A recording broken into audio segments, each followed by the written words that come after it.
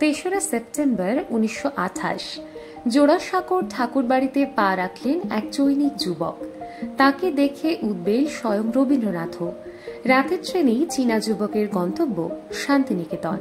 রবীন্দ্রনাথ যে তাকে বিশ্বভারতীতে চীনা ভাষার শিক্ষক হিসেবে যোগ দেওয়ার আমন্ত্রণ জানিয়েছেন, সেই আমন্ত্রণের টানেই ছুটে আসা। রবীন্দ্রনাথ চেয়েছিলেন চীনা ভাষা ও সংস্কৃতির সুপ্রাচীন ঐতিহ্যের সান্নিধ্য পাক বিশ্বভারতীর ছাত্ররা। এই চাওয়া সেই যুবকের কাছেও স্বপ্নের মতো।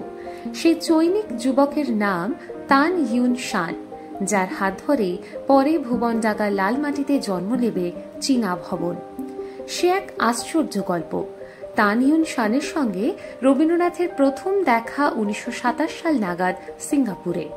রবীন্দ্রনাথ তাকে বিশ্বভারতীতে আসার আমন্ত্রণ জানালে মুগ্ধ তান সেদিনই মনস্থির করে ফেলেছিলেন। 1931 সালে ফের দেশে ফিরে হংকংয়ে প্রতিষ্ঠা করলেন সিনো ইন্ডিয়ান কালচারাল সোসাইটি। চীনে ঘুরে ঘুরে অর্থ সংগ্রহ করলেন চীনা ভবন প্রতিষ্ঠার জন্য। ভারতে ফেরার সময় হাজার হাজার চীনা বইও সঙ্গে করে নিয়ে এসেছিলেন তান। এনেছিলেন দুর্লভ পুঁথি, জাইলোগ্রাফে ছাপা তিব্বতী ত্রিপিটক। তার উদ্যোগে গড়ে উঠল চীনা ভবন। কিছুদিনের মধ্যেই নিয়ে আসেন স্ত্রী ছেলে মেয়েকে। বড় মেয়ে তানওয়েন ভর্তি হল বিশ্বভারতীর বাংলা বিভাগে। শুধু তাই নয়, এমএতে হল ফার্স্ট ক্লাস ফার্স্ট। 1940 সালে তৃতীয় সন্তান চামেলির জন্ম তো শান্তিনিকেতনে। তার নাম রেখেছিলেন স্বয়ং রবীন্দ্রনাথ।